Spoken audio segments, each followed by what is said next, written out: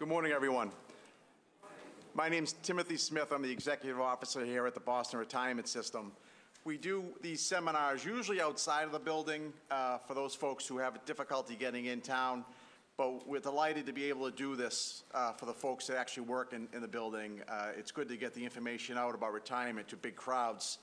And before I start, I'd be remiss if I didn't thank the Boston City Council for allowing us the use of their chamber. It's quite convenient for us.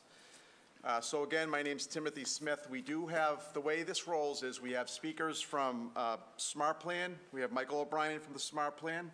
We have Steve Richardson from Social Security Administration. Carrie Soltis from the Group Insurance Department here in the city. And we also have Mariana Gill from the Group Insurance.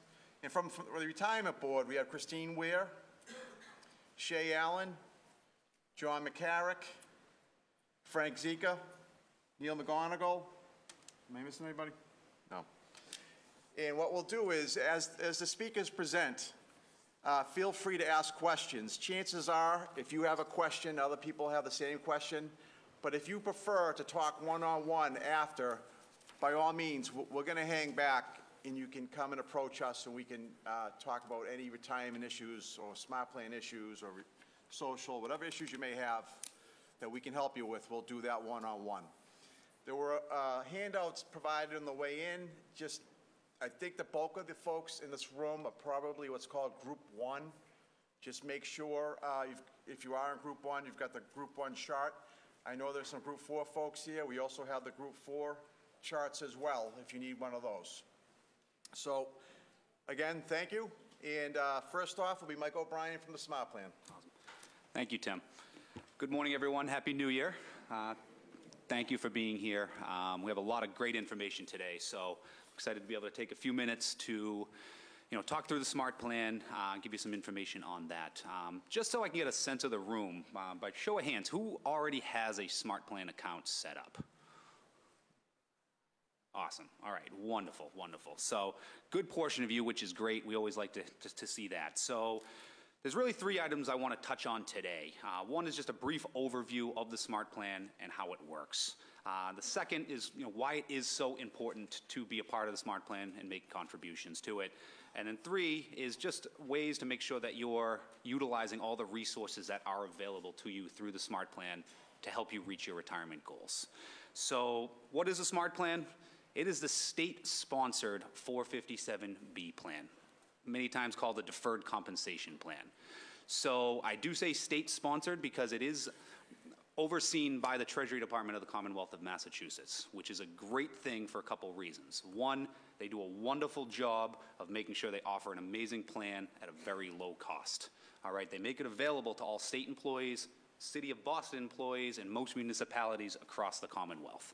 So because it's such a large plan, about $8.5 billion in it, it means that we're able to drive the fees to be a part of this plan way down compared to the retirement plan industry as a whole. So that's a good thing. More money goes to you, less goes to fees. All right? It is a investment-based plan where you set aside funds on a tax advantage basis, okay?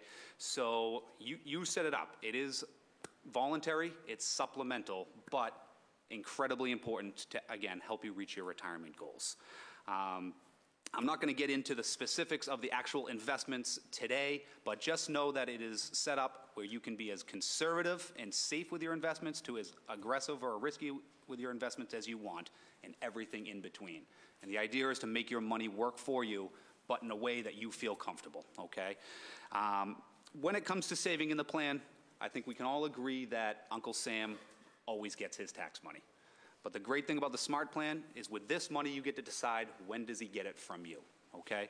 So you can put money in on a pre-tax basis, meaning money goes in every pay period. It lowers your taxable income in that year. So you're putting it in pre-tax, reducing your income as you put it in. Since you reduce it as you put it in, come retirement time, that's when Uncle Sam comes knocking in your case. The flip side of it is the Roth option, which allows you to set aside money on a after-tax basis. So you pay taxes as the money goes into the plan. Why that can be a good thing?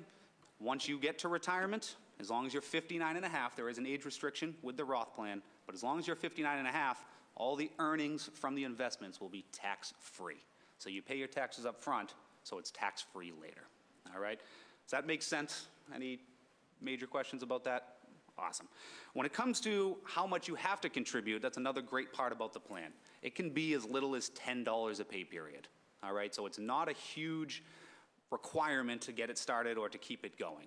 On the flip side, the maximums, another great part of the plan is, depending on your age, if you're 49 or younger, you can put up to $19,000 a year into your Smart Plan account. If you're age 50 plus, you can put $25,000.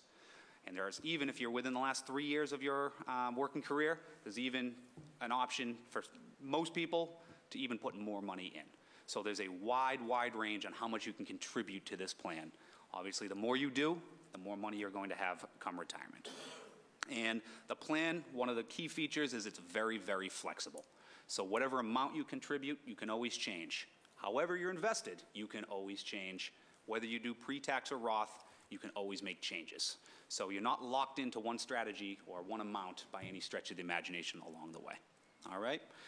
Why is the plan so important? Well, it's designed to be a complement to your city pension and to Social Security if you have your quarters in, all right? And as Tim will talk about more with the city retirement, Steve will talk about with more detail on Social Security, but I'm sure they both agree that it's important to use all resources available to you for your retirement goals. So while the Smart Plan is voluntary, it's a wonderful plan that is offered to you as a City of Boston employee, all right? And what it really can do is it provides flexibility for retirement, okay? It can be used for many different things. Some, the pension will be enough. For others, maybe it isn't enough to fund the lifestyle that they want in retirement. That's where the Smart Plan comes in. It can also be used as an inflation hedge, a way to, handle emergencies or medical issues come in retirement, take vacations, spoil your grandkids. The list goes on and on. The upside is it's a flexible plan that you get to choose how you spend the money in retirement. And on a weekly basis, I meet with people that are in retirement, that have Smart Plans that are using it. The one common denominator is they're never upset that they have this bucket of money that they can access, all right? So I mentioned the word inflation. Inflation is, I'm sure you probably understand what it is, but really it's the cost of goods and services costing more as the years go on. It's very hard to quantify on a year-by-year basis or really notice it, but it is the silent killer of retirement income. And the Smart Plan is one of the best resources to fight inflation throughout retirement, all right? And, so finally, utilizing the resources that are available. Because at the end of the day, investments, investment planning, retirement planning is not something that a lot of people have a lot of knowledge in, want to have a lot of knowledge in, want to pay attention to. So it is very important to know that there are a lot of resources that we provide to make you feel comfortable with using this plan. The City of Boston is very important to the Smart Plan, and your retirement success is very important to us. So there's a lot of valuable resources. One, right online. There's a lot of great info, great education, retirement calculators, and when you're a participant in the plan, even more personalized advice and calculators that you can use to project your retirement income. We also have our plan services line for customer service related things. They're open extended hours. They're available to answer your questions, help you make changes to your account. And then lastly, you have myself out in the field. So as an advisor, my main goal is to put you on a path to live the retirement lifestyle that you want to live. So what we do is, yes, we work with the Smart Plan and help you make sure you're invested correctly, but I have some great tools that we can sit down and talk. Take the information you get from Tim, take the information you get from Steve and Social Security. What does it all look like when we package it all together? How is it working? Are you on that path to reach your goals? That's what I'm here to do. That's what I want to meet with everyone to talk about. Great thing is, again, because you're so important, I have regular office hours right up in room 603, right in the mayor's office, every other Thursday. So if you're in the building, you want to sit down and talk about your account, have questions, want to go through one of those reviews, please reach out to me. We can schedule that in. It's a great thing to do every so often. People are at a different point in their careers, but that doesn't mean that it's not important to start planning early. Even if you're later in your career, it's important to really take a look at things at that point. So Lastly, if you're not enrolled already, I definitely hope to hear from you. Go through all the details of the plan, see if it makes sense for you. If you are already enrolled, as I just mentioned, I'd love the opportunity to meet with you, review your account, review your retirement situation, just give you that ballpark idea of when you package it all together, what does it look like? Are you on a path to reach your goals? If not, that happens to some people. Well, we can make recommendations, and all you need is a little bit of time to help you reach those goals. So I'll be here, again, every other Thursday, but after the seminar is complete, I will be here to hang back if you have any specific questions. I also left business cards by the door if you want to grab one of those. Mike, I have a question. Sure. May somebody continue to contribute once they retire? Very good question. So your contributions are tied to your employment. So there's no future contributions into the plan once you're no longer working for the city. And actually, one thing that kind of brings up, thank you, Tim. If you do also, one of the other features of the SMART plan is if you came from a different employer, whether it be a private employer, another municipality, whatever it may be, and you have an old 401k, 403b, traditional IRA, you don't have to, but you do have the option of consolidating those accounts into the SMART plan as well. Reasons to do that is, the fees, again, incredibly low within the SMART plan, which is a great thing. Two, having one account versus a handful of accounts floating around. A lot of people like to consolidate and have one account. And then lastly, again, I can't stress this enough, the support. I definitely want to be as visible as possible, be able to answer any questions that you have and help you, again, reach those retirement goals. So, thank you very much. And I would say I'm a participant in the SMART plan myself. I was delighted to see how many hands went up when Mike asked how many folks contributed to the SMART plan. I'd love to see 100%. The way I view this, your public pension is going to give you dignity in your retirement years, but I see it as the three-legged stool. You need to maximize your public pension, the SMART plan, and Social Security if you have your quarters in. And then you'll really be in a good position for when that day comes and you decide to stop working. It'll help you down the road and your loved ones as well. If you've got young people back in the office who don't contribute, can you talk to them? It's probably a good idea. You'll be doing them a huge benefit. When I look back, I wish I had started when I was 22. We all know that economic principle of compounding interest. Obviously, the longer you do it, the more money you're going to have at the end of the day. And if you can just give a little nudge to those folks that you work with that don't do it, you'd be doing them a great service. But unless there's any other questions for Mr. O'Brien? Yes, ma'am? Can you just speak up, please? You stated that you cannot do further contributions once you retire. Correct. But can you add that when you were mentioning you could add it up to like $25,000? Can you just repeat Can you add the question? Yeah. So the question, want to make sure that you can't make ongoing contributions once you retire. What was the second? I'm not sure I understand the second part of the question. You mentioned that up to a certain age, you can add more money to your account. Yep. Up to so much, $19,000, for a certain age, $25,000. Yep. I did, yes. So can you add that like a lump sum if you wanted to after you retire?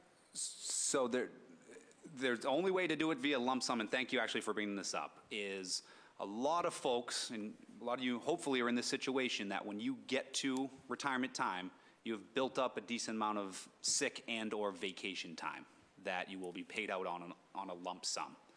If you don't need some or all of that money to be paid out to you at the time of retirement, and you don't want to pay taxes on it right away, you do have the option up to IRS limits of deferring some or all of that money into your SMART plan account.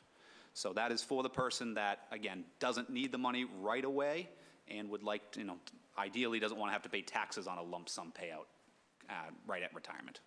But thank you for bringing that up. That's a great question. Any other questions for Mike? All right, thanks, Mike. Thank you again. Go Patriots. Steve Richardson. Thank you.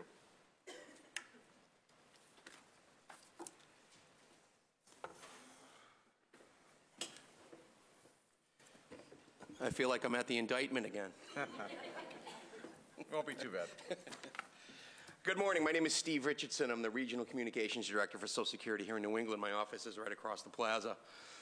I've come out and I've done many retirement seminars with city workers and state workers and county workers in the Commonwealth, and your situation is all the same. You don't pay Social Security taxes out of your pay. You don't. You got your own little Social Security system going on, right? I think you all know that. So what I'm here to talk about is, first of all, two things, because there's two separate laws. There's two laws, you know, one's an orange and the other one is a bicycle. They're two totally separate laws. One is, if you paid into Social Security yourself, how much are you going to get? The other law is, I didn't pay anything into Social Security. Can I collect from my spouse? So two separate laws. One law is, if I paid into Social Security, how much am I going to get? The second law is, okay, I didn't pay anything into Social Security. I'm not going to get a dime. Can I collect from my spouse? So two separate laws. So let's talk about the first one. It's called the windfall elimination provision, and these have been around for years, 1983 in fact. Are you all familiar with this? All heads should be going like this because they've been around a long, long, long time. So when we talk about the windfall elimination provision, I'm talking about you. You personally worked and paid into the Social Security system, and you want to get that money that you paid in. So let's talk about the rules and regulations that govern how you get that money out, how you collect it. Are you familiar with the terminology quarters of coverage with Social Security? It's an antiquated term. The reason it came about is because you could only earn a quarter in a quarter back in the day. It's not the case anymore. This year, for every $1,380 you earn in gross FICA taxed wages, you earn yourself a quarter of coverage. You can only earn 4 quarters per year, so even if you earned $1 million tomorrow, you'd still only earn 4 quarters of coverage for Social Security purposes. Does anybody know how many quarters you have to accumulate to be vested into the Social Security system? It's 40. 40. At 4 quarters per year, essentially it's 10 years of accumulated work. So it only takes about 10 years to vest yourself in the Social Security system. For those of you who maybe started to work in your 20s in private industry at, say, John Hancock, and then at 31 or 32 years old, you take a job with the city of Boston, now you're 62. You vested yourself into the Social Security system years ago. People come up to me often and say, I must have 41 or 48 or 52 or 548 quarters with you people. I say, well, I want to break it to you gently. We stop counting after 40. Because once you have earned 40 quarters, it's money. Now you're in, you're vested, you're going to get something. So for those of you who in this room, how many of you have earned over 40 quarters of coverage? How many of you are vested into the system? Excellent. For those of you who are not vested, for those of you who have not paid 40 quarters into the system, do you know what you personally are going to get from Social Security under your account number? 0. 0. You don't draw until you accumulate at least 40. So let's talk about it. Who knows how many years we look at to calculate your Social Security benefit? I just said it only takes 10 to vest yourself, but we use your high 35 years. That's the law. We look at your high 35 years. So my person that worked at John Hancock and came for the city at 32, now they're 62. When we look at their Social Security statement, what do we see just a whole lot of? Zeros. We have wages from 19 to 31, but from 32 on, we have zeros posted on your Social Security earnings account. The law says we have to look at your high 35 years to calculate your benefit, but there's a lot more to the formula than just that. The most important part of the Social Security formula is that it is progressive in nature by law. Progressivity essentially means that low-wage earners of America get higher rates of return relative to what they pay in. They're never going to get more money on a monthly basis than a middle or a high-wage earner. No way. Not going to happen. However, the low-wage earners of America, relying on Social Security for about 60% of their pre-retirement income, get much greater and higher rates relative to what they pay in. It's a poverty fighter. For low-wage earners, people without Social Security, if Social Security didn't exist today, about 56% of our elderly would live below the poverty line. Enter the Windfall Elimination Provision Law. Let's go back to my person who worked for 12, 13 years in the private industry and came to the city of Boston. They walk into an office, and I'm looking at their Social Security statement. What do I think they are? What do I think they are? Now, even though all those years show up as zeros, no, we don't think you're a deadbeat. What we do think, however, is that you are a what? You are a low-wage earner. And the benefit amount that is reflected on your Social Security statement is giving you and granting you the element of progressivity that's granted to all low-wage earners. But all those 0 years, you actually did what? It's a dirty word, I know. You worked. People come to us all the time and say, if there's 0 postings, how do you know we worked? Because we know everything. So what we're going to tell you that day is the amount of money that's reflected on your Social Security statement is granting you the element of generosity or progressivity that gets afforded to low-wage earners. But since you are not a low-wage earner, the law says under the windfall elimination provision that we will reduce that Social Security amount. And it goes like this. There's a set formula. If you have at least 10 years of work in the system, and I already made that clear. We're not even having this conversation if you don't have your 10 years. Fair to say? Fair to say? If you have at least 10 years but less than 20 paid in, just like my person who worked for John Hancock had 12 years paid in. If you have at least 10 but less than 20 and you retire at age 62 with the Social Security Administration, you will get hit with the largest imposition that the windfall elimination provision law can hit you with. And it's $463 a month, $493 a month, effective January 1st, 2018. So if your Social Security statement says $893 a month at 62, you're going to get $400 a month. Windfall elimination provision. When's the last time you looked at your Social Security statements? I want you to, you can take 2 hours today. I want you to do it. I don't think your bosses will mind. What I want you to do is create a Social Security account for yourself on socialsecurity.gov and print out your Social Security statement. You can do this at your house. Then sit down at your kitchen table with a pen and a scotch. And I want you to look at the back side of this windfall elimination provision fact sheet. Now, if you look at this windfall elimination provision fact sheet, you'll see a big block and a small block. We're just going to focus on the big block today.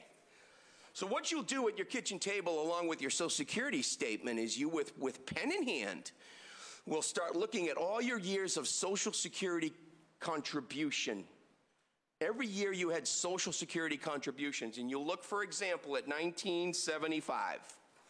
Now, the amount that's reflected on this fact sheet of 1975 is $35.25.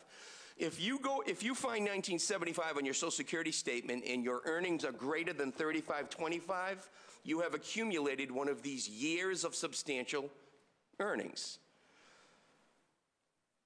If you, after this exercise is complete, if you count 30 of these years, 30, you have beat the windfall elimination provision. There will be no reduction in your benefit. But what have you done your whole life? 2 jobs. I grew up in Peabody. I have a friend who's 2 friends. One's a firefighter and one's a state trooper. They're electricians. For years. For years. They already beat the WEP. They already beat the WEP because they paid into Social Security for over 30 years. So what you'll do in this exercise at your kitchen table is you start checking off all your years. If you count at least 10 but less than 20, $493 a month. Now you might say, okay, well, I counted 24. Well, it's not $493 a month, it'll be $361 a month. I counted 27. Well, it's not $363 a month, it's $224 a month. I counted 28. Now it's $140 a month reduction. I counted 30, no reduction. That's how the windfall elimination provision works. If you go on our website, there's a standalone calculator just for you.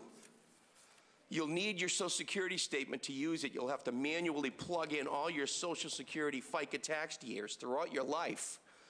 Tell it when your pension will be, you'll be eligible for your pension and how much your pension's going to be, and it will calculate the windfall reduction amount for you. Okay? So in a nutshell, in the interest of time, just trying to keep it simple, what am I going to get? I've got over 10 years of Social Security work, but I've only counted 18. I'm going to be 62 next month. $493 a month reduction. That's what it's going to be. Now, a lot of people come to me over the years at 60, 61, 62, 59, 58 years of age that work for the Commonwealth or a city or a county, and they say, I only have 32 quarters of coverage. Is it worth it to me to go out and get a job somewhere, my brother's liquor store or whatever, you know, work at the golf course? Is it worth it to me to get my quarters? Now, we're not advisors at Social Security. We hold no fiduciary responsibility. We can't, so we don't advise people. But what I always say is, if you do get your 40 quarters, you're guaranteed something. It never goes to zero. That's the misconception amongst the windfall elimination provision law.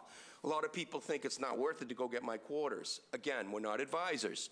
What I do say is if you do earn your quarters, your 40 quarters, you're guaranteed a monthly benefit payment. So that's your decision to make. The second law, remember Leave It to Beaver? Remember this show? I do I always tell this, I just did the class just before Christmas at Bentley University and Northeastern and Boston University, their financial planning courses. I have to use like Family Guy or, you know, they're like, Leave It to Beaver. They're all 28, 27 years old. This is a mature crowd, fair to say? Married with children? What do you want me to do? We'll go with Leave It to Beaver.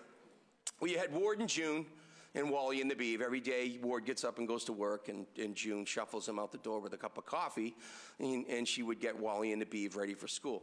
Ward can stay at home. I don't care. We're gender neutral. It doesn't matter to me. But in this particular program, what did we know about June Cleaver with 100% certainty? She never worked. She never worked. She never worked. She never worked. So when she gets her Social Security statement in the mail, what does it say? It says 0. So her and Ward are at the Social Security office in Boston right now, and Ward's benefit is $2,800 a month. Ward goes in and puts pen to paper to file for his $2,800 a month. By him doing so, under Social Security law, June Cleaver is eligible for half of his benefit. Once he puts pen to paper to get $2,800, she's eligible for half of his $2,800 or $1,400 a month. That's called Social Security spouses benefits. That law was signed in 1939. That's how long that's been around. But in June's case, we find something very interesting. We say to June, Mrs. Cleaver, we see that you worked for the city of Boston. And she asks, how did you know that? And we say, we know everything. So the question now is, June, are you drawing a pension from the city of Boston? Yes or no? Yes, I am. How much is the pension per month? It's $900 a month. Enter the other law, the Government Pension Offset Law. June's City of Boston pension is $900 a month. How much is she eligible for from Ward from Social Security? $1,400. The Government Pension Offset Law says that we will reduce the $1,400 amount by the amount that's equal to 2/3 of the pension. What's 2/3 of 900? 600. What's 1,400 minus 6? 800, right? She gets $800 a month from Ward. Government pension offset. Whenever a city employee or a state employee or a municipality or a county employee comes up to me and says, can I collect Social Security from my spouse? What's the only thing I want to know? How much is the pension? Our maximum Social Security payment right now is $2,800 a month. As a spouse, you're only eligible for half of that, so that's a good starting point. If you get a pension of $4,800 a month, or what's 2/3 of that? It's more than $1,400, isn't it? Nothing but love and affection from your spouse. You with me on this? It is the government pension offset that is the hard hitter.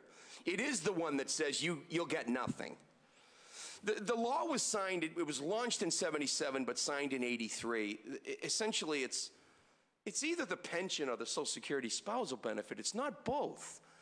And the idea behind it was that as if June did work for private industry, if she worked at John Hancock her whole life, working life, guess what? She'd collect her own Social Security benefit. That's the whole idea behind the government pension offset. So we've covered them both, so you will sit down and you will do the math.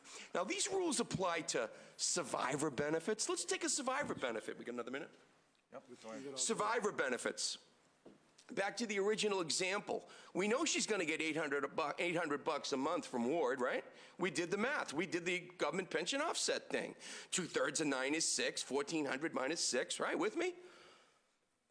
Ward dies 28 years later.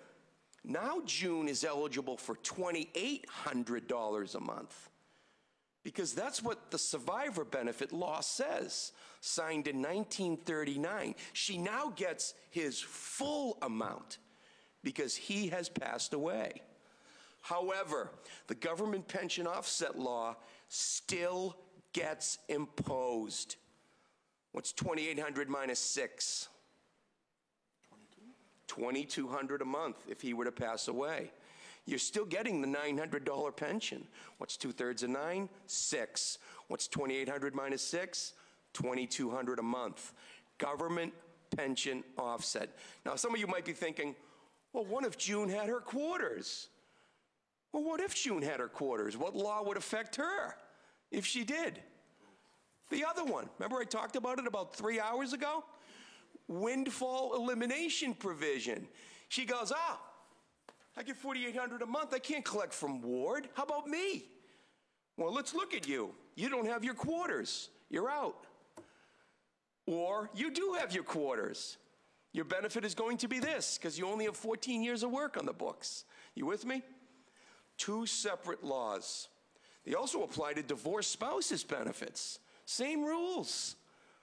If Ward and June, the unthinkable in the Cleaver household, were divorced, June could and is technically eligible to draw as an independently entitled divorced spouse. However, if she's drawing the $900 a month from the city, government pension offset is still imposed. Should we take questions? Yes. Questions?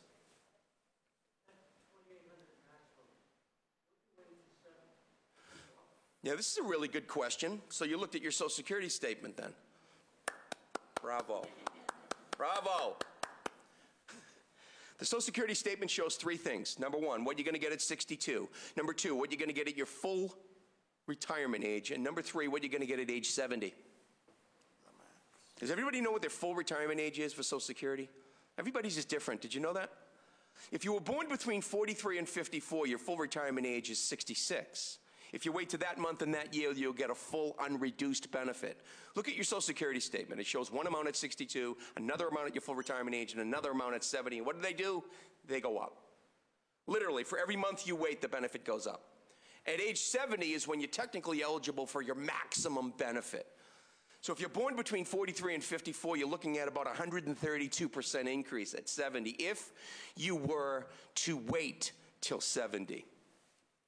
So the question from this gentleman is going to apply to which law? Which one is he? Which one am I going back to with him now? Anybody? Which law am I going to talk about with this gentleman waiting till 70? The windfall. Exactly. Exactly. The reason I said if you were to draw at age 62, That's when we calculate the maximum benefit if you have at least 10 years but less than 20. I always know what the maximum haircut is going to be. It's a mathematical formula. People wait all the time to draw their Social Security benefit because it's more. However, if the windfall elimination provision is in play for you, if you have less than 30 years of Social Security work on the books, windfall will be in some way, shape, or form in play for you. You will see a reduction. People think that if they delay their Social Security benefit, they lock in at that age 62 windfall reduction amount, the one I just spoke of, the $493. It's not the case. If you wait, the haircut also goes up. If your benefit payment from Social Security goes up because you've waited, so does the windfall haircut. Are you with me there? Good. So what you want to do is you want to get on our website and use the standalone calculator and plug in those future earning scenarios for yourselves, or the waiting scenario for yourself. I had a gentleman in a town, I will not mention the town. He was incensed. He went to a retirement seminar some years ago. He understood the whole thing about waiting for his Social Security benefit to get some more do-re-mi. That's a good one. We're kind of glad he did. It's good financial planning in that regard. He waited till 68, in fact, to draw his first Social Security benefit. However, he started to draw his pension from this town at 60. He was very disappointed to hear that his haircut also went up in comparison with his delaying his benefit, which has also gone up. So you want to carefully do your homework. Are you good with that? You're the best. So you get that whole thing? Good. Questions? Steve, I have a question. Oh. Can they start collecting social while they're still working for the city of Boston? Here's the thing about working and collecting. You know, I go out and do more and more retirement seminars. I don't know what it is. Every time I ask somebody, once you retire, do you plan on working? You know, give me a show of hands. Very few hands are going up these days. Very few hands go up. But this is the question of the day, because we do have work restrictions in place, and they go like this.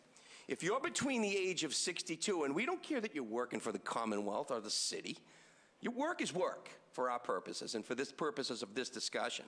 If you're between the age of 62 through your full retirement age, if you want to work and collect Social Security benefits, whether you're getting hit with the WEP or the GPO, it doesn't matter. If you want to collect our benefits and work and you're between 62 through your full retirement age, you can only earn $17,700 a year. That's it. So if you walk into the Social Security office at 62 and you're still working for the Commonwealth and you're making whatever, and the earnings are too high and you can't collect, we're going to say, there's the door. Come back to us when you're not working anymore. And here's the thing about these offsets. They only take place once the pensions begin. And the pension begins when you stop working.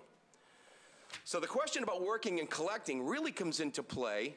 If you decide to retire in your late 50s, early 60s, then fine. You go out and get another job, you earn your quarters or whatever. 17.6 is the number right now. Once you hit January, however, of the year you turn this magic full retirement age, the 17 number goes up to 49 grand you're allowed to earn. And then once you turn your full retirement age, you should all know what it is by now. If you want to work and collect, you can earn whatever you want. We did the water and sewer in Roxbury. Yes. There was a woman I spoke with who was just about to turn 70. She's been collecting Social Security benefits and working. And she's not getting hit with the offset either because she can. Let's do that again. I do the retirement seminars for colleges and universities across the Commonwealth. The professors are poster children for this whole concept. Well, because they're working into their 60s, into their late 60s and early 70s. They know they're going to get hit with the windfall once the pension begins, but they're still working and teaching.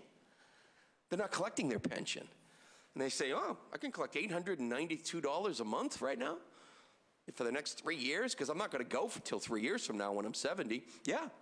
Once you stop working, however, the iron fist is going to come down on you. We're going to hit you with the windfall once your pension begins. So that's working and collecting. So for those of you who are entertaining the thought of going to work and collecting during these years I just mentioned, there are strict rules you have to adhere to. If you're under your full retirement age, it's not a lot of money. If you wait till your full retirement age and beyond, you can earn whatever you want and collect a Social Security benefit. And what about, can you collect off a divorced spouse? How does that work? You got to be married at least 10 years. Got to be married at least 10 years. Now, 1 day short. It used to be 20. In 1999, they changed the rule. I would work out in these local Social Security offices in the city of Boston, and people would be coming in with divorce decrees of like 19 years, 6 months, 3 days, 12 hours, crying. Anyways, it's 10 years right now. You have to be married at least 10 years and not remarry before 60. If you do decide to remarry before 60, Jackie O, marry up, right? Got to be married at least 10 years and don't remarry before 60. And then guess what applies to you if you want to collect Social Security benefits from your spouse? Government pension offset. The laws apply to everybody. Once you determine with your marriage certificate and your divorce decree, walking into an office, what you could get from your ex, then we're going to ask you, are you collecting your pension? Yes, I am. Well, what you can draw from your ex will be reduced by the amount that's equal to 2/3 of your pension. So those laws are also in play. Everybody good? Questions? Yes? Yeah. Can you repeat the question, Steve? This woman asked, do you have to start at 70? I did a retirement seminar at a rather prestigious university nearby here recently. And I had 2 professors come up to me, well into their 70s, economics professors, asked me the same question. Here's the thing about Social Security benefits with 100% certainty, folks. We're not going to come and find you. We're not going to, come on. So age 70, what happens, and this gentleman's question is a good one. You maximize your Social Security benefit if you wait till age 70, because for every year you delay beyond your full retirement age, you get what are called delayed retirement credits, where your benefit can increase about 8% per year by waiting. What happens at age 70 is you no longer get the 8%. You no longer get the delayed retirement credit. So my answer to these 2 gentlemen were, well, you're not getting the 8% anymore. You're having high years replacing a low year because you worked last year and made a substantial sum. That replaces a low year maybe back in your 20s and 30s, but it didn't give you an 8% increase. Does that answer it? Good. Somebody over here? Yes. What if you retire and you got a chance to work? Don't do it. Well, the IRS are out of work right now, so you're good to go. Now, let's answer it all. If you were to retire and get a legitimate job, would that help your Social Security benefit? A lot of people ask this too. They say, I'm going to do a little consulting work. I can make some halfway decent money here into my retirement. What does that do to my Social Security benefit? Every dollar you put in is going to increase your benefit, especially if you have less than 30 years of substantial earnings. Anything you put in, my John Hancock example is a great one where you stop working after 12 or 13 years. Anything you pay in is going to work to increase your benefit. No question about it. No question. Yes? In this state, we don't have double dipping, right? Where you can collect Social Security with your pension, or they reduce the Social Security to choose this reduction. Are you just walking in, ma'am? I'm only kidding. This is what we've been talking about for the last 30 minutes. Steve, can I? I heard that there was legislation. Oh, okay. And this may Okay. change in this particular state. Okay. If I can just hop in here. Since this law was passed, there's been hundreds, if not thousands, of bills presented to Congress via our representatives in the Retiree Association of Massachusetts, and it's never seen the light of day. Whether or not some compromise will be made in the near future.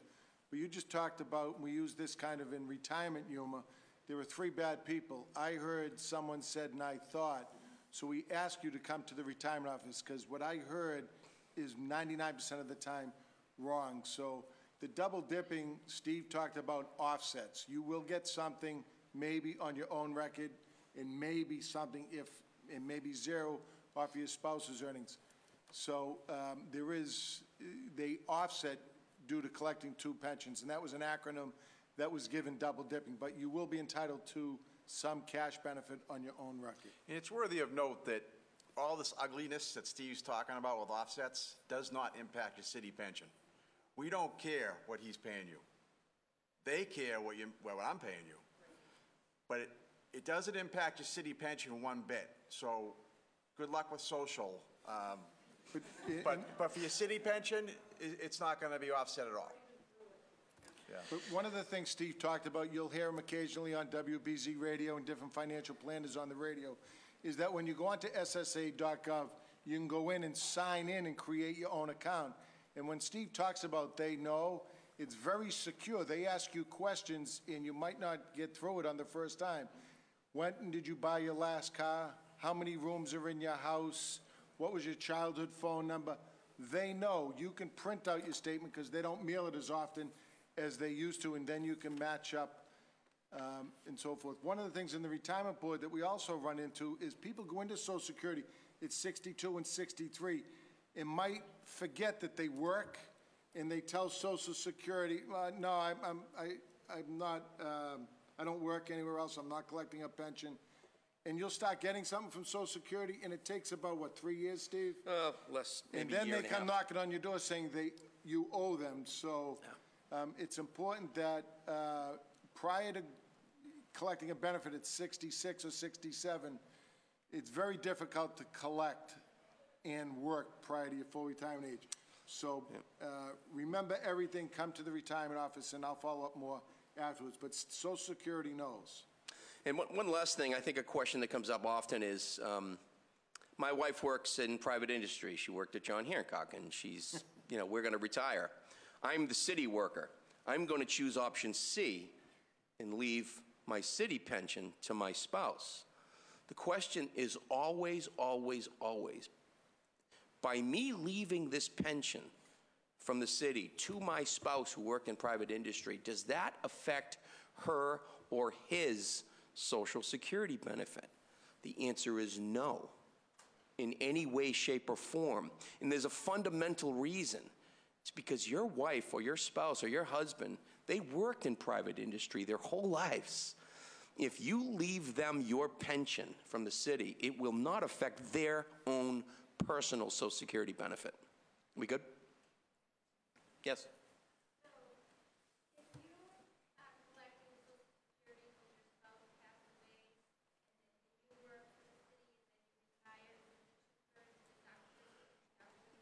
Yeah, so the scenario is you're collecting a survivor benefit and you also work for the city. So if you were to come into a Social Security office and say, can I collect the survivor benefit, or can I continue to collect the survivor benefit? What's the first thing I'm going to want to know from you? Are you collecting your pension? Are you collecting your pension? That's the first question we're going to have for you. If you are collecting your pension, we're going to calculate out what 2/3 of that is. And then whatever you're eligible for from your spouse, that's what gets deducted from the Social Security benefit. That's called the government pension offset. Now, if you're between age 62 through your full retirement age, and you walk into an office and say, I'm working for the city of Boston, can I collect survivor benefits? That gets back to Tim's question, can you work and collect? That's where the $17,000 amount comes in. We say, well, it depends, ma'am. How much do you make? Because you're only allowed to earn $17,600. If you keep your earnings under $17,600, you could collect that survivor benefit.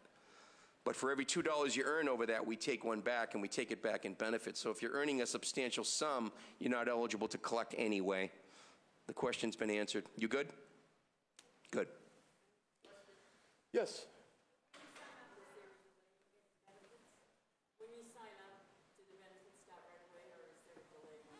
Everybody hear that? How often do you have to sign up in advance? Back in the day it was 3 months. Now it's 2 weeks. And you can file online. You can take a retirement application right online and set the benefit up. We're going to want bank information and whatnot. So the question is, how fast are you people? And we're pretty fast these days. It's not really, and I always argue this, it's not really how fast we are in terms of when you want to start to collect your money. When you come to a seminar like this, and the Smart Plan folks and Tim with the city It's all about planning. It's not, can I do it in 2 weeks? You should be thinking about this 10 years ago, right? It's all part of planning, where Social Security fits in, where the city fits in, number one. Number two, the SMART plan. And number three, Social Security, constituting what? Your retirement portfolio, essentially. So it's something you really want to think about long in advance. How much am I going to get? So what you get out of a seminar, and I've done dozens with these folks, are all these points and all these laws so you can decide when, right? Well, what's my when? Everybody's when is different. Everybody's when is different. But you come here and you get an answer so you can land on the all-important answer to the question of when and what works best for me. Thank you. Thanks, Steve. Carrie Soltis. Steve's a tough act to follow, so good luck.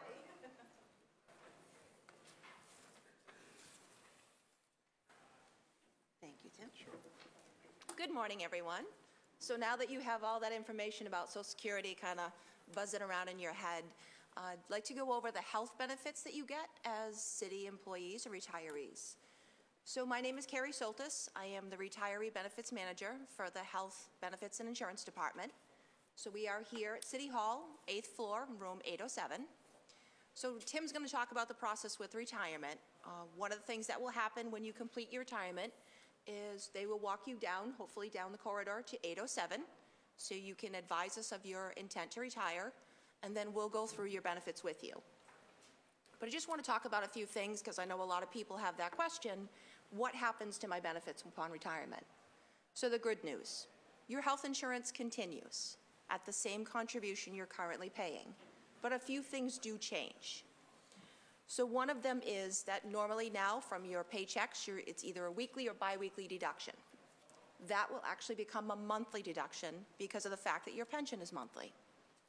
The other thing is that the retirement, when you initially apply for it, it takes generally about a 2-month window for you to receive that initial pension check.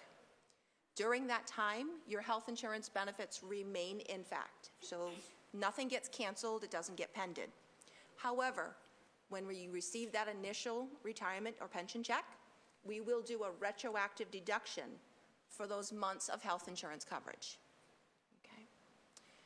Retirement in itself is not a qualifying event. So when you come over to the Health Benefits Department, we're going to verify that your health insurance is actually active at that time. So if you have coverage elsewhere, you wouldn't be able to pick up the health insurance through the city. However, we do follow the normal qualifying events, things like loss of coverage through a spouse, or if your spouse lost coverage, you need to add them as a dependent. Okay, so all of those rules throughout the year would still apply, as well as open enrollment, which is generally in May for a July 1st effective date. Okay. So one of the questions that comes up as well is if a retiree should pass. Keep in mind that we do offer dependent or surviving spouse benefits. A surviving spouse would be able to continue their health insurance benefit, again, at that same lower rate. However, there are scenarios where the individual surviving spouse may not be able to cover, is if they were an ex-spouse, they would be offered COBRA, okay, or if they remarry. At that point, they would not be eligible to continue benefits through the City of Boston. Now, one of the points Steve talked about in terms of Social Security benefits and having the 40 credits. The city follows the Massachusetts state law regarding mandatory Medicare. How does that impact you? Is when you reach age 65, we require that you or your spouse, if they're a covered dependent, go to Social Security and apply for your Medicare Parts A and B. All right. Is everybody here familiar with what Medicare A and B is? No. Okay. So Medicare A and B is the federal program offered through Social Security. It is your health benefits on a federal level. Part A, if you have 40 credits, or those 40 quarters, is available to you at no cost. Part A is defined as inpatient services under Medicare, hospitalization, okay, skilled nursing facilities, rehabilitation hospitals. Okay. Part B is the outpatient services under the program. So it is things like doctor's visits, ambulance, laboratory. Okay. Part B, there is always a cost to it. For 2019, the monthly premium for Part B is $135.50. That is the average. So one of the qualifiers under Social Security, when you go through and you do your process, you verify you have enough credits. They're going to either tell you, yes, you're eligible for your A and B, based upon your effective date, age 65, or when you retire if you work after age 65. Or they're going to say you don't have enough credits. So these are both two important things that we ask that you need to come back to health benefits.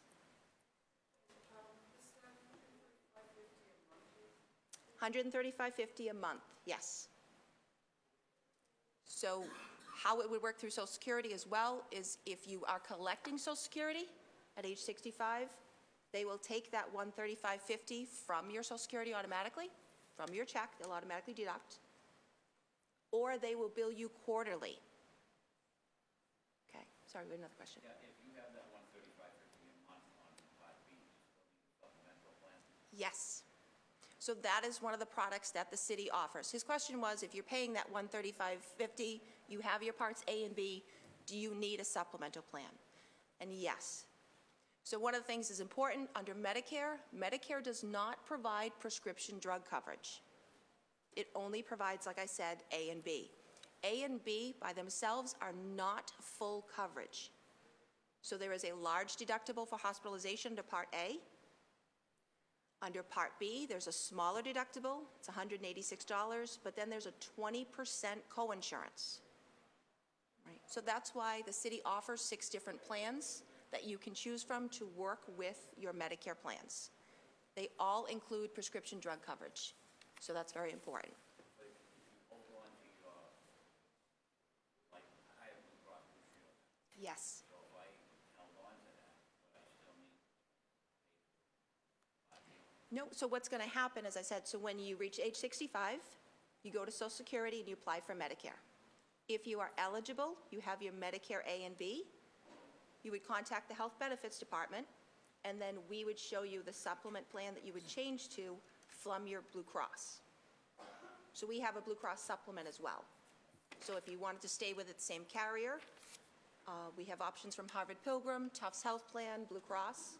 So you'd then be able to pick which one you would choose to go with. Okay? I'm 68, so I'm already collecting Social Security. Right. I only have Medicare A. Yes. So, do you want to jump in? Yeah, if I can, we'll start to kind of simplify it as we go through the retirement process. First of all, the healthcare Medicare A, B in the Boston Supplement Plan is probably the best in the country. If you know anything, we never say don't talk to retiree. We never get a complaint about healthcare. It is great coverage. It's just after you're retired and turn 65, or in your particular case, you retire after 65, you're required to get Medicare A and B coverage with the supplement here. So, and we'll talk about costs in a second. After you stop working, you will get Medicare A and B in a supplement. You, in 99% of the cases, you'll be able to see the same doctor, same hospitals. Yes. It's great coverage. I love going to bat for the health insurance because there are, you know, and the costs go down, your co-pays go down. The only Exactly. thing we tell you to do is in the transition to make sure you fill your prescriptions, because sometimes there's a little confusion among your pharmacists that you go to. So the Medicare A and B, as Kerry says, $135.50, but also Yep, the so the reimbursement. average cost of our supplements are $50 a month. Okay, so to put it in perspective, in your case, because you've continued to work after age 65, upon retirement, that is considered a qualifying event through Social Security for you to apply for your Part B. Okay, so you would not be penalized in any way. It allows you because you kept working after 65. Sorry, I know I have a question here.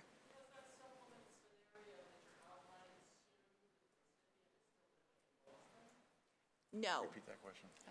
So the question was, do the supplement scenarios, the plans we're talking about, assume that you're still living in Boston? So to back up for a second, if you retire and you are under 65 and you move outside of the state of Massachusetts, we do require that you change over to the Blue Cross PPO plan.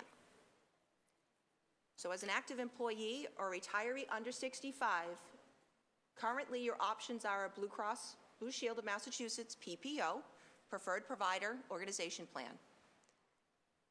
Always Health Partners, which is an HMO, or Harvard Pilgrim Healthcare, which is also an HMO. So because of the fact that the Always Health Partners and Harvard Pilgrim Healthcare are HMOs, they only have providers or services within this state, within Massachusetts.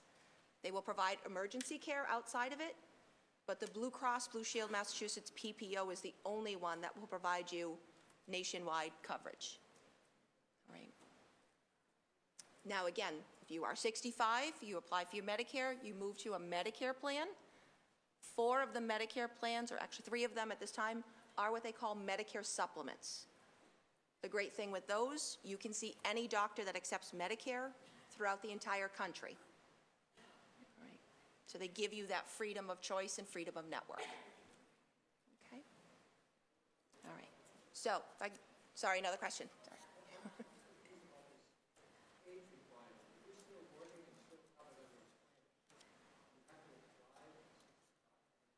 No, so to clarify, again, if you work past age 65, you can defer your Part B.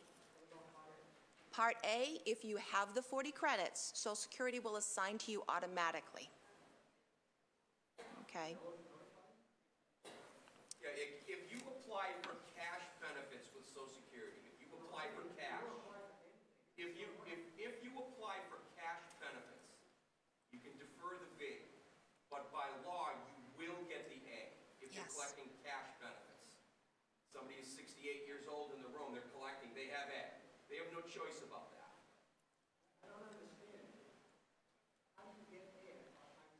What are the requirements for A? So A is assigned, again, as Steve was talking about, based upon the 40 credits. So if you don't have the 40 credits through Social Security, you're not going to get Part A automatically. That's fine. What happens is it's what's called coordination of benefits. The Part A, your insurance through the city remains what they call primary. So all claims, all services go through what you have through the city, and then the Part A is just in the background. Because the benefits through the city are richer than Part A, so the claims don't go to Medicare at all. Speak up, sir. So he was asking, would you have to apply for it? And again, as long as you have those 40 credits that are there, it's an automatic process. So I think that's why it's really important, as Steve had said, and everybody's mentioning, is to go to the SSA.gov and create your profile, so you can check how many credits you have. If I can. Yep. When you're approaching age 65, everyone in the world will reach out to you because they don't know that you're a government employee. So you'll end up on these mailing lists, and Social Security will say, we want to see you or talk to you about Part A. And the main reason is they want to let you know, they don't know that you're working per se from that sector. If you are working, you do not need to sign up for B. What they will tell you is if you're not working, you must sign up for B, or else you will get a penalty if you sign up years later.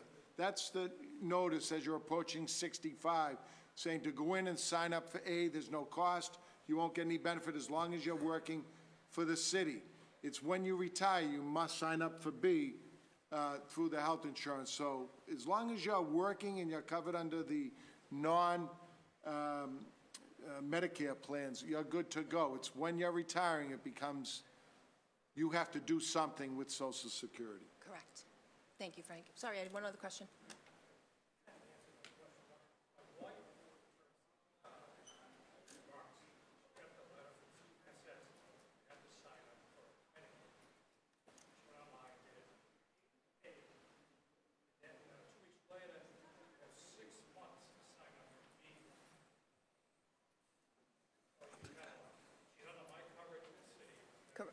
Okay. Here's the thing, you have 8 months. So here's the question, this gentleman says, your wife, you work for the city, correct? Yes. Your wife is under the family plan, would that be accurate? Yeah. But your wife works in private industry, and she doesn't. Oh, okay, but she collects Social Security benefits, is that? No, we're not gonna collect Social Security until 66. Oh, okay, so she hasn't enrolled at all? No. In Social Security? No. Okay, so why would she enroll in Part A, or did she? We got a letter in the mail that said you had to enroll in this window for Part A. Yeah, that wouldn't have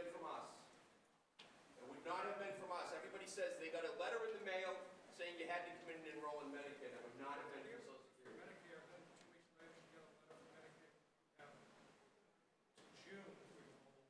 Because the truth is, if she's done nothing with us, if she's not filed at all with us, if she's not collecting benefits with us, then we would never send you a letter like that. Yeah. And that brings up another, there's AARP, AAA, if you have cards, they know your date of birth, they're gonna send you information. If you're covered under an employer group health plan with the city of Boston, you don't have to go to Social Security for anything until you decide to stop working and retire. But that also brings up one thing, and if Steve, if you want to touch upon it, Social Security will never cold call you. There are many scams going on, but there is a Social Security scam. Do not give, and Social Security will never ask on a cold call for your date of birth or Social Security number. If you want to just briefly talk about A that. lot of scams, and I'm sure you've all heard about it, and they're telephone scams. They're actually logging into our show. It shows our telephone number on the phones as a call in from the Social Security Administration. If you just stick to the basic rules, and Frank touched on it, if we're saying, if the phone call says it's us and we're asking for your Social Security number and name and date of birth, you know it's not us. Because we know that. We know all that. That's the dead giveaway. So a lot of them are playing themselves off as if you need to call the office right now and give me your bank data and give me your Social Security number so we can fix your record. So be very diligent. Tell your parents, your aunts and uncles. And it is the Social Security number that shows up on your phone. It's a scam. Do not give any personal information to a cold call. Yes. Are there any other questions for? I think I have more of it, yes. Yes.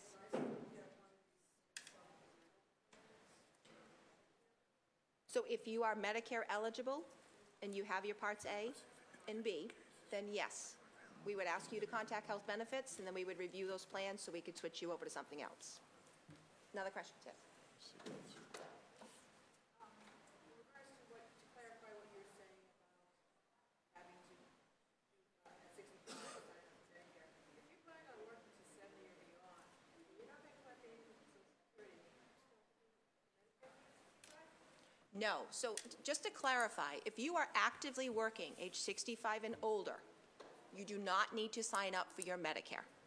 So in essence, it's really your retirement, whether it's under 65 or 65 and older, that kind of triggers everything from the health benefit side. So if you are retired, say it between 50 and 55, and then you turn 65, that's when, again, you would contact Social Security, come to health benefits to look at a different plan. You work till 68 and then retire, that's the point where you would contact Social Security and then the Health Benefits Department to apply for a different plan. I think just for the sake of timing, we're going to move on. Sorry. Carrie and Yep. Mariana will be here after for any questions Yes. you have regarding health care.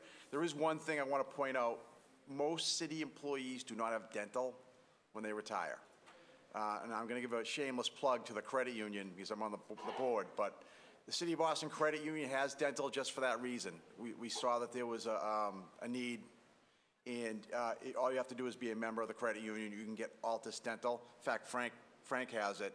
I have mine to the city, so I don't know, I can't tell you how good or bad it is, but Frank Yeah, uses it right Altus now. Dental, check with your dentist, you know, and you can compare it to the AAA, AARP, but the Altus Dental through the credit union, again, check with your dentist first.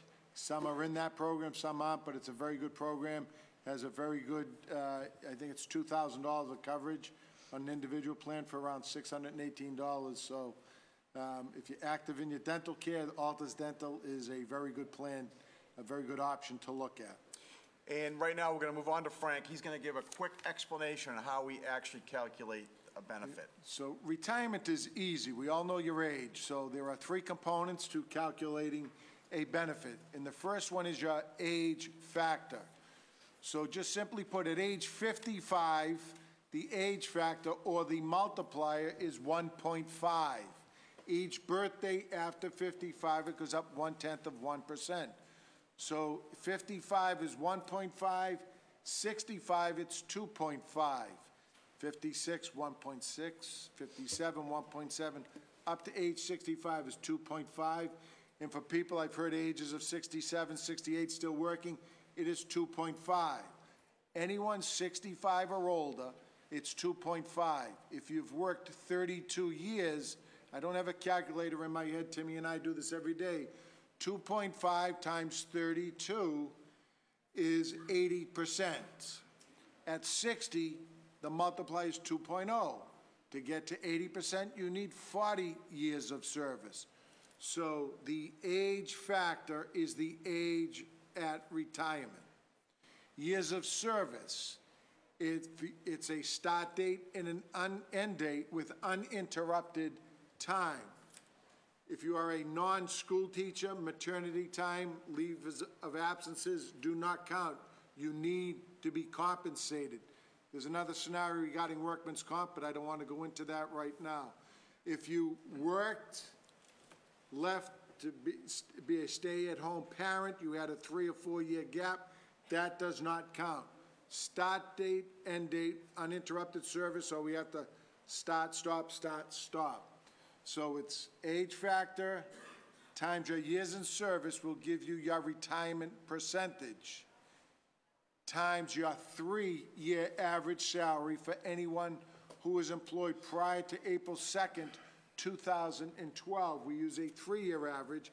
Anyone hired after that period of time, it's a 5-year average. If you started after 2012 and bought back service that you might have previously refunded, it's a 5-year average. 3 things: age factor times years in service equals retirement percentage. 80% if you work 32 years and are over age 65. Your salary $60,000. 8 times 6 is 48.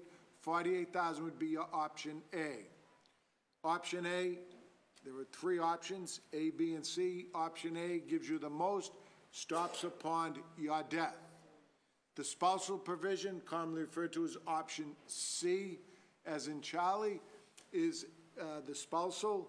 It takes your date of birth and your spouse's date of birth, and you have an option C factor. If at age 65 and your spouse is 65, the difference between A to C, you lose 6.5%. You get 0.9456 of your A benefit. So in the 60,000 times 80% is 48,000. You would get 6.5% less than that. And upon your death, your spouse would get surviving spouse would get 2/3. This is my only, I have a few retirement jokes, but if your spouse is 25 years younger, 20 years younger, the offset will be a lot more than 6.5%. But if your spouse is 20 years older, you'll lose a lot less. But in most of the time, it is 6.5 to 7%.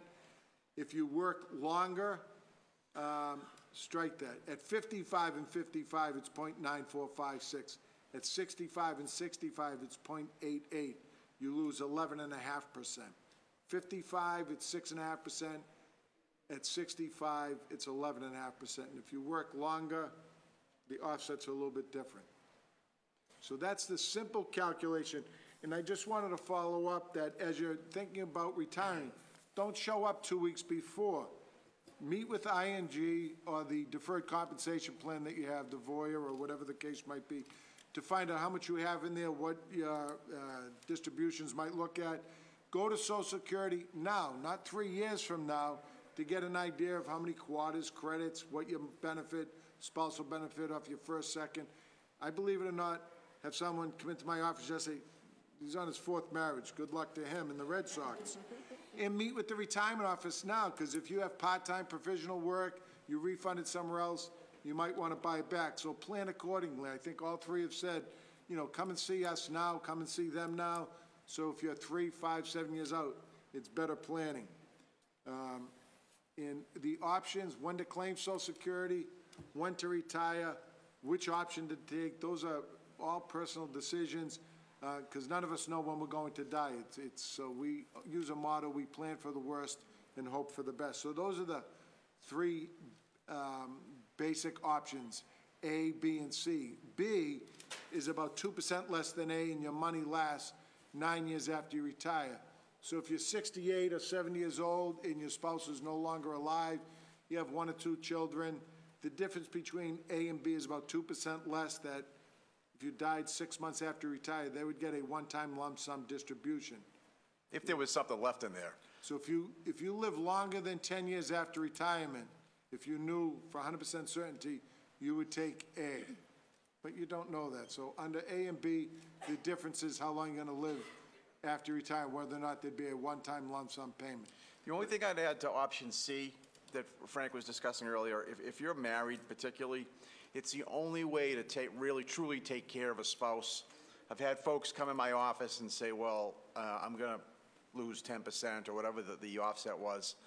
I think I'll go get life insurance. And I always say to them, I'm going to hold these papers. You go get the premiums and come back and see me. They've all come back. We're the best deal in town. Your spouse is going to get, it's not just your spouse either. It's a spouse, a former spouse who hasn't remarried, a parent, sibling, or a child. Any one of those group of 5 people are eligible to be your option C beneficiary. It's the only way to truly take care of a spouse, loved one. I've had people come in my office with tears going down their cheeks telling me he said he was going to take care of me, and he picked option A. There's nothing we can do. Once that option selection is made, there's no buyer's remorse. Once you get on the payroll, you've elected your option, that's it. You cannot go back. The only thing you've got some wiggle room with, if you pick option B, there's a lot of flexibility on beneficiaries. You can name any person, you can name your church, the Red Cross, whatever you want to do. Just can't name the retirement director. I've tried, it doesn't work. But you've got a lot of flexibility with option B. You can change it during the course of your retirement years. The only trick with B is, like Frank said, it lasts approximately 9 to 10 years. We defer the cost of the pension each month using that annuity money. That will be spent down. Hopefully you live a good long life after retirement, and hopefully that money's down to 0. And then you've won. Any questions on calculating a retirement benefit? 14 years is 35%, 15 is 37.5%. Now, if I didn't want to work the full 15 years. Good question. I know you're going right with that. If you don't mind me, we take years and months of service. So what this gentleman's talking about is the multiplier of 2.5%. After age 65, your benefit goes up 2.5% a year, but each month, full month of credible service. So if you were 14 years and 1 month, it would be 14.0833. That's 1/12. So each month, so it's in between 35 and 37.5. It goes up for each full month of creditable service. So I'm going to jump in real quick because I know we're rushing for time. I'm going to give you the nuts and bolts of retirement. You should try to, it's like Steve had said earlier, it's all planning. All planning. You should make at least 3 visits to the retirement board before your retirement date. The first should be years out. Come in and see us. What are you going to do then? You're going to ask for a statement of credible service. That tells you what we have on record for your credible service. You know your file and your work history better than anybody else, so it behooves you to be critical when you get that statement back. In fairness to the member service reps and the staff upstairs, they only know what's in front of them. But it's good for you to participate and be active with the member service rep when you're going over your credible service. We want to make sure it's right before you get to the retirement stage, because it's a lot harder to fix something after than it is before. You also want to ask for what's called a statement of value of account. That tells you what you have in our annuity account with the City of Boston Retirement System. It would also be helpful if at that time you brought in things like your birth certificate, your spouse's birth certificate, a marriage certificate, if you're divorced, a domestic relations order, if you were a military veteran, a DD-214. We will need photo IDs from you and your spouse. Copies of Social Security cards are helpful as well. We've made a huge investment in our pension software in the last, say, 6 or 7 years. We're actually paperless, even though I continue to buy reams of paper. But everything is scanned into your file. It will be waiting for you when you come to retire. Because those, what we call proof docs, if we don't have them on file, we won't put you on the pension payroll. Because as Frank mentioned, everything's driven by your birth date, by actuarial tables. We need to confirm your birth date and your beneficiary's birth date before we can put you on the pension payroll. So if we're missing those docs, you're not gonna get a check. So you can do it now. Get those documents into us right now. It'll be sitting, waiting for you. You also might want to consider buybacks. The sooner, the better. Don't wait, because there's a lot of interest that's associated with these buybacks. I just had somebody come to me the other day. She wanted to do a buyback from 1978, 40 years. And she wanted it tomorrow. And I said, that's not going to happen. Good luck if you can even find the records. So if you have a buyback, the trick is to get it done ASAP. Military buybacks are the best to do. If you were in the military, it's a no-brainer. Do a military buyback as well. There's also this thing Frank touched upon, redeposit or refund. Some of us, like myself, you worked for a state agency before, you took the money out, which I regret every day, you want to put it back in. That's called the redeposit or refund. That has interest as well. So please, if you've got, yes, ma'am.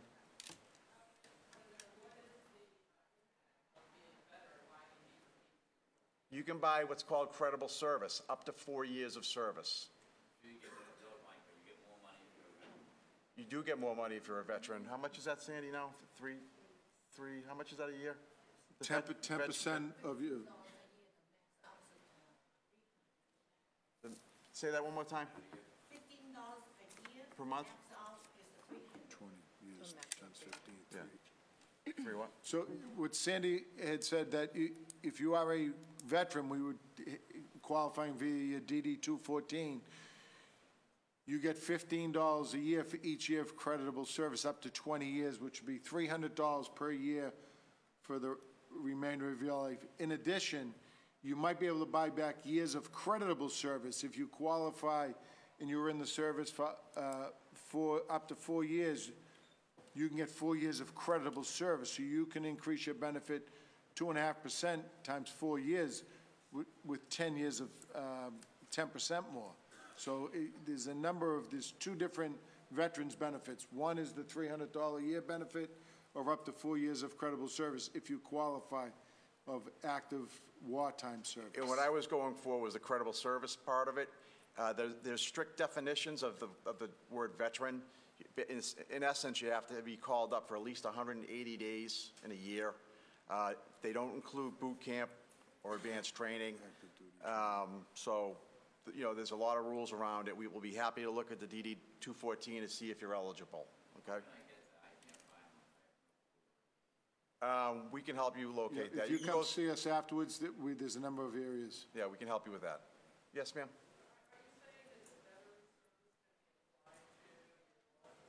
Yes. Yes. Yes. So if you were 18, if you started at 22 with the city, from 18 to 22, you were in the Marine Corps, you can potentially buy those 4 years of service.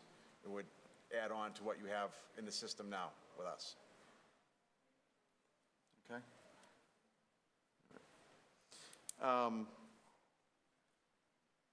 When you're ready to retire and you've got that date in your mind, you can come no more than 4 months out. I strongly urge you give us as much time as possible. We have some people that will come in the absolute day they want to go, and they say, I resign today, I'm telling my boss tomorrow, and I want to retire today. You might hurt your boss, but you're going to hurt yourself, and here's why. Those 4 months help us look at your file, because inevitably we'll be looking for things. We'll look for some explanations. We'll be looking for those proof docs I talked about. It just gives us a lot more time to prep and get your calculations ready. Sandy Lau walked in the door. She's in charge of our QA department. I think she'd agree that the more you prepare, the better and easier it is for everybody. Right, Sandy? Yes. All right. So no more than 4 months out can you come in to file your paperwork. It's called the Intent to Retire application. It's a 12-page document. You'd sit with somebody from the Member Services Unit. Ideally, you'd have your spouse with you, because a lot of times the spouses have questions as well. That way, everybody can hear it once, but the spouse isn't obligated to go to that particular session. It takes about 1 to 2 hours. We're going to give you a copy of the entire packet back, as well as 2 pages, the 2 cover sheets. One you're going to bring down to Carrie. I would go right from 816 to 807. Oftentimes, the rep will walk you down there. It's essential that you alert them that you're retiring to continue your coverage. If you don't, you're risking losing your coverage.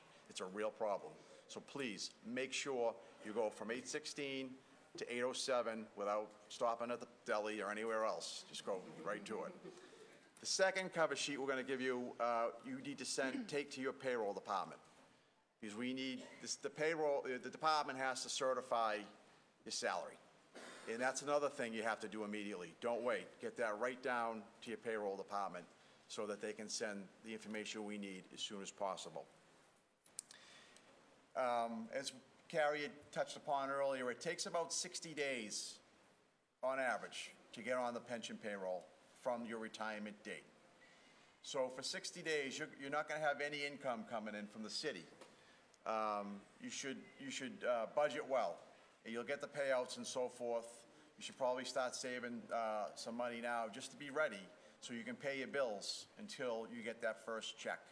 The first check will be what we call the retro check. So it's going to comprehend however many days we owe you, you'll get in that first check. Don't forget, the city's going to take out the premiums out of that check as well. We pay the pension checks monthly, and some people have a little difficulty getting used to that. It's once a month.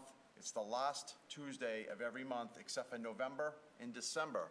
We push it up approximately a week because of the holidays. So a thing to think about, we send out the dates at the beginning of the year so everybody knows, but from the December payroll to the January payroll, was that about 6 or 7 weeks? Yeah, it's about a 6-week gap, so you really have to be prepared for that month, okay? We pay electronically, so no more paper checks. It'll go right into your deposit. You tell us where you want the EFT to be deposited once a month. You can change that designation anytime you want. You just have to fill out a direct deposit form, and once you become a retiree, you'll be dealing with our payroll unit quite a bit at that point. If you decide to move after retirement, a lot of people want to go to Florida and so forth, you need to keep in touch and do a change of address form. Every 2 years, we mail out what's called the biannual affidavit.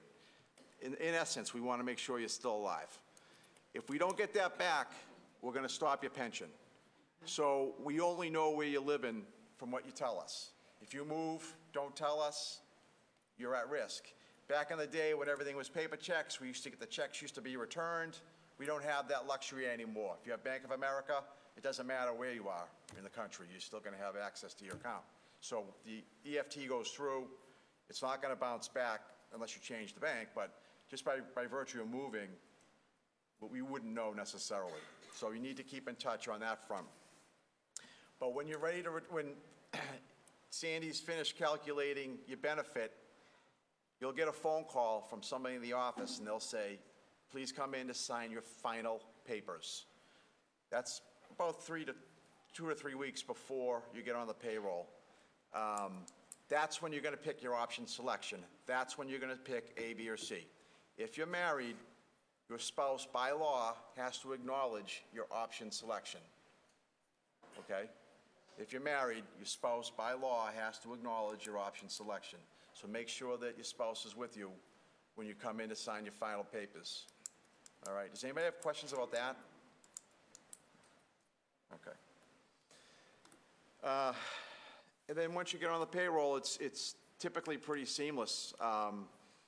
You know, as far as you keep us up to date with your change of address and your bank information, it will show up once a month. There's a couple of other issues I just want to highlight for you. Domestic relations orders being one, DROs. If you've been in a divorce, you probably know your public pension is considered marital property. That means it's divisible by the probate court. So what will happen is a judgment will issue from the probate court. Months later, they'll oftentimes sign the DRO, and it divides the public pension. You need to understand what's in that DRO.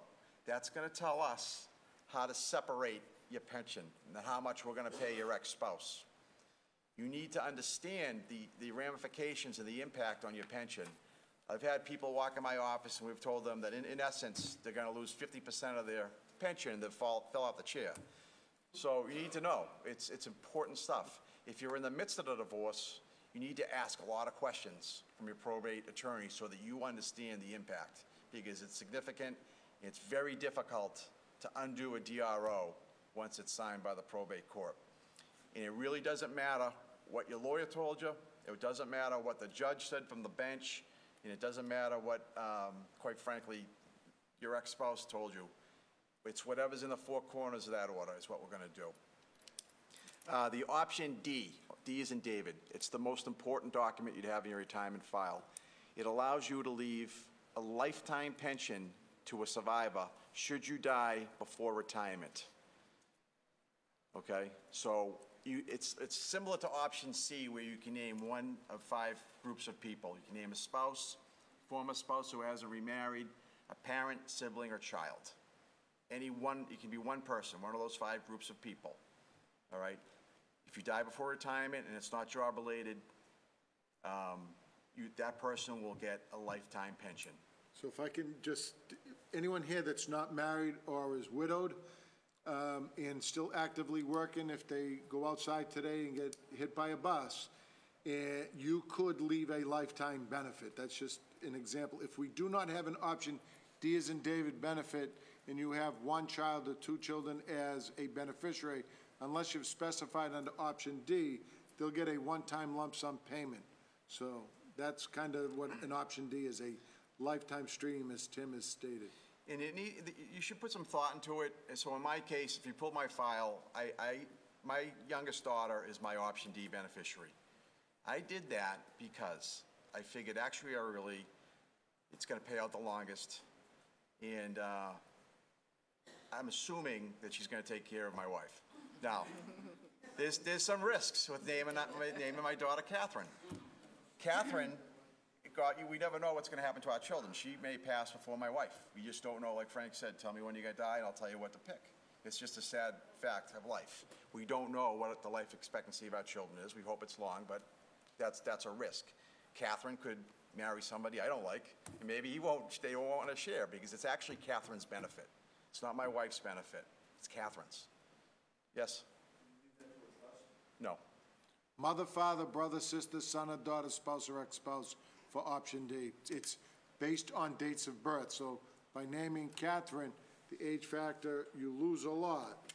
So if you don't know who your beneficiaries are, you can always fill out a new form, and the latest trumps the prior one. So it's something you should pay attention to. Yes, sir?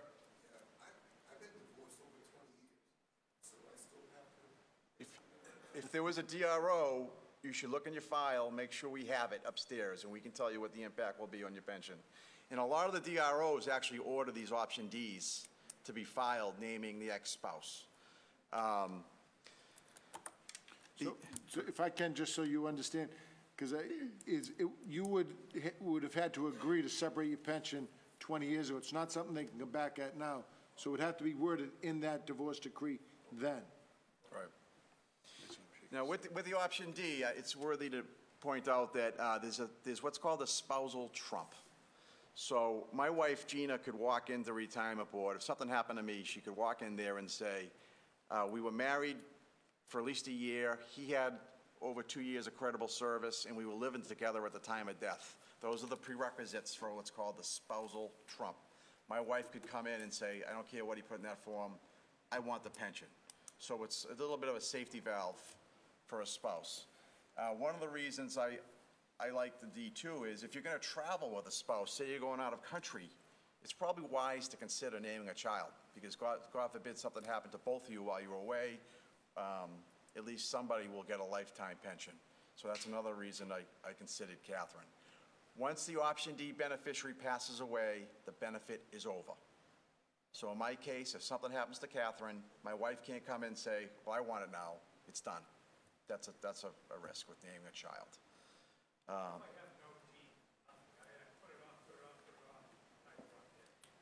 So you then, are you married?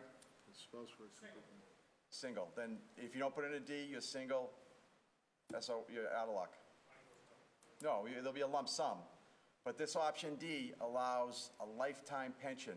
The option D beneficiary will step into your shoes and get what your option C value would have been. Forever.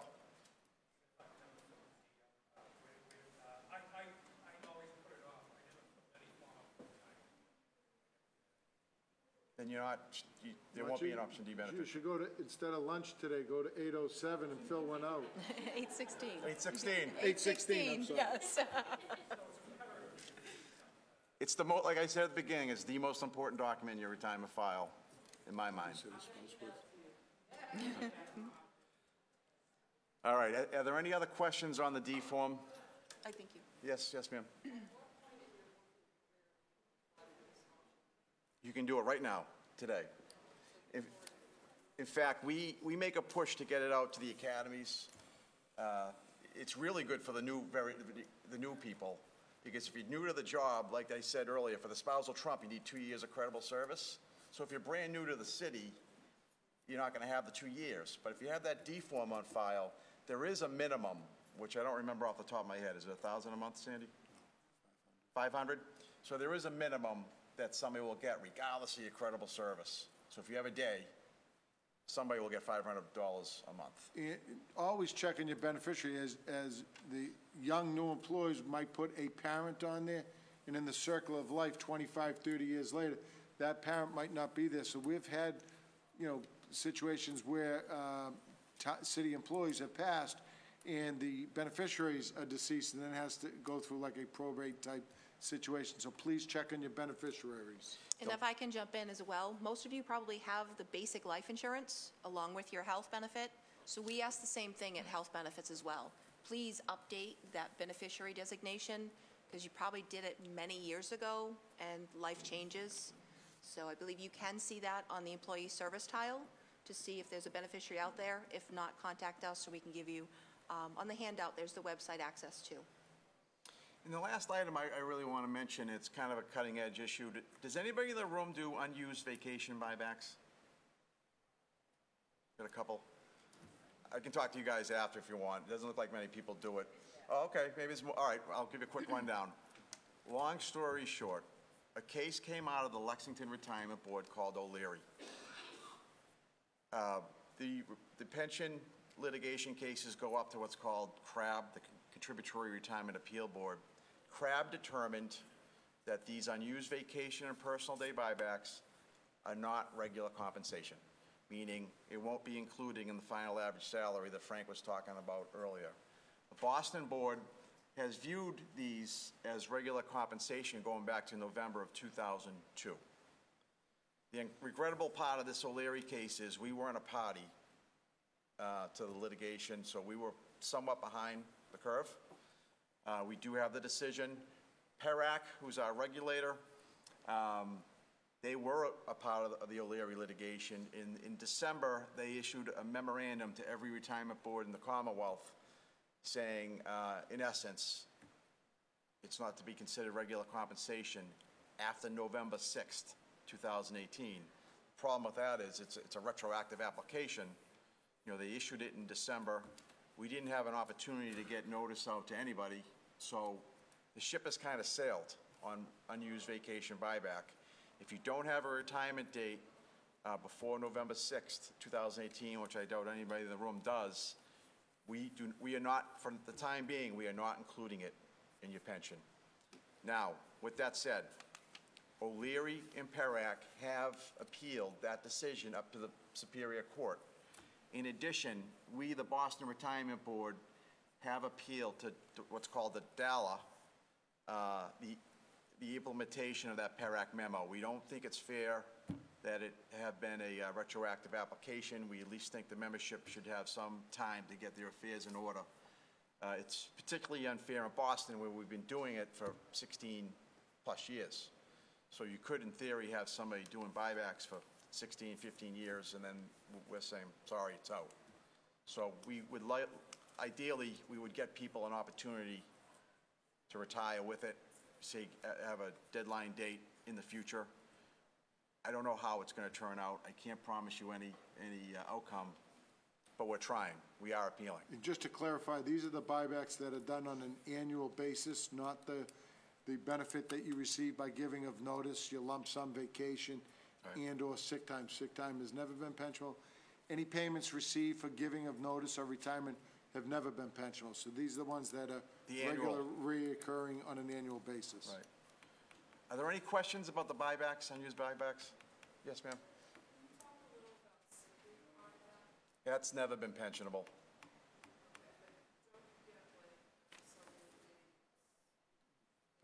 When you retire or during the year? It's driven by your contract. You should consult your CBA. Oh, that's a great question. I'm sorry. Can I just jump in real quick?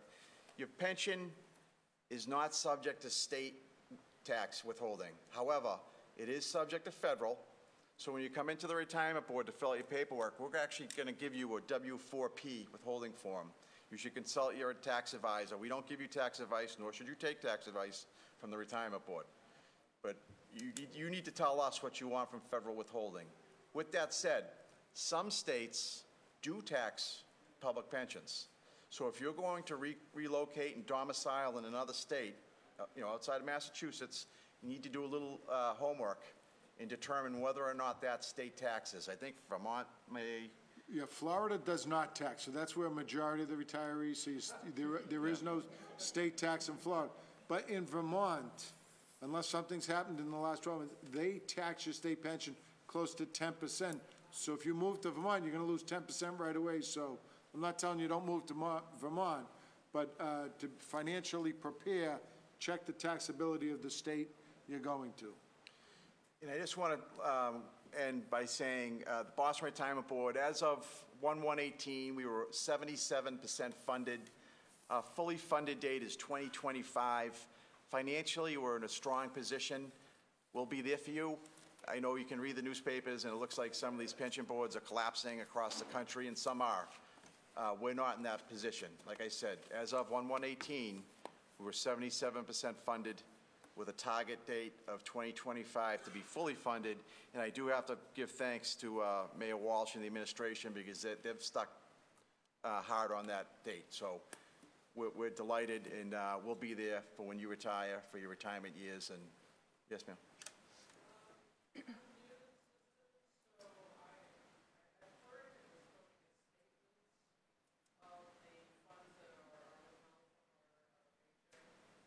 Right now, we do statements on demand, so if you call us, we'll mail it. We do expect to do a big mailing in the spring months to a good chunk of the systems, but we'll be happy to do it on demand. Yes, but that'll be months down the road. Anything else? Well, thank you very much. We appreciate it. Thank you. And we'll be here for questions, anything you have.